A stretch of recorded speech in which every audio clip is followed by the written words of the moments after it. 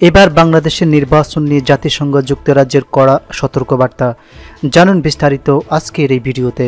বাংলাদেশের আসন্ন নির্বাচন নিয়ে সতর্কবার্তা ও উদ্বেগ প্রকাশ করেছে যুক্তরাজ্য ও জাতিসংঘ।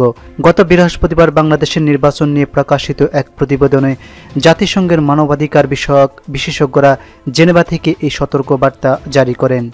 একই দিন বাংলাদেশের নির্বাচন অবাধ ও সুষ্ঠু করতে যুক্তরাজ্যের ফরেন অ্যান্ড কমনওয়েলথ দপ্তর কী ব্যবস্থা নিয়েছে তা জানতে চেয়ে দেশটির পররাষ্ট্রমন্ত্রী জেরেমি হ্যান্ডকে চিঠি দিয়েছে যুক্তরাজ্যের হাউস অব কমন্সেন্সের ফরেন অ্যাফেয়ার্স কমিটির চেয়ারম্যান টম টোগেনডাথ। যুক্তরাষ্ট্রের কংগ্রেসে বাংলাদেশের নির্বাচন অবাধ ও সুষ্ঠু করতে রেজলিউশন পাশ হওয়ার পর যুক্তরাজ্য ও জাতিসংঘ থেকে অভিন্ন বার্তাকে খুবই তাৎপর্যপূর্ণ হিসেবে দেখছেন রাজনৈতিক বিশ্লেষকরা।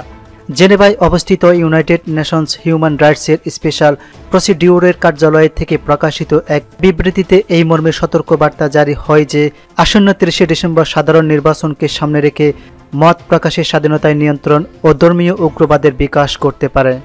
এদিকে জাতিসংঘের মহাসচিব অ্যান্তোনিও গুতেরেসের এক মুখপাত্র জানিয়েছেন, একাদশ জাতীয় সংসদ নির্বাচনের আগে বাংলাদেশের পরিস্থিতি নিবিড়ভাবে পর্যালোচনা করছে জাতিসংঘ। বৃহস্পতিবার নিয়মিত প্রেস ব্রিফিংয়ে মহাসচিবের মুখপাত্র স্টেফানি দুজারিক এই মন্তব্য করেছেন। প্রেস ব্রিফিংয়ে বাংলাদেশের পরিস্থিতি নিয়ে এক প্রশ্নের জবাবে দুজারিক জানান, আমরা পরিস্থিতিতে নিবিড় নজর রাখছি এবং নীতি হিসেবে এটা খুবই গুরুত্বপূর্ণ। যেখানে নির্বাচন হোক না কেন তা সুষ্ঠু ও নিরপেক্ষ হওয়া উচিত। জনগণকে তাদের মত প্রকাশের সুযোগ দেওয়া উচিত। জাতিসংঘের সতর্কবার্তা জারি করা বিবৃতিতে বলা হয়, নিরাপত্তা বাহিনীর সদস্যরা দফায় দফায় বিরোধী দলের নেতা কর্মীদের গ্রেপ্তার করেছে, বিরোধী নেতাদের ভয়ভীতি দেখাচ্ছে এবং ভিন্ন মতকে দমন করছে।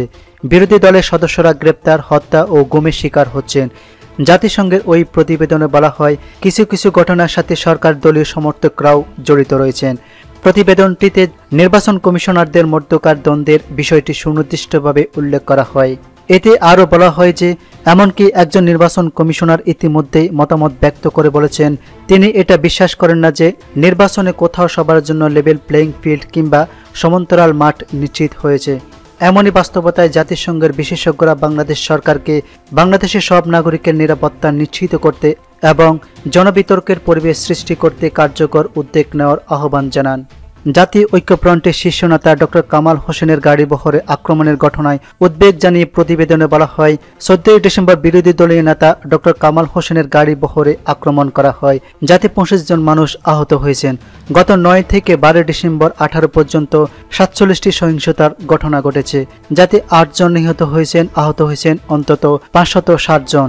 জাতিসংঘের বিশেষজ্ঞরা নির্বাচনের আগে ও পরে মানবাধিকার পরিস্থিতি পর্যবেক্ষণ করতে নাগরিক সমাজের প্রতিনিধিদের সুযোগ করে দিতে সরকারের প্রতি আহ্বান জানান।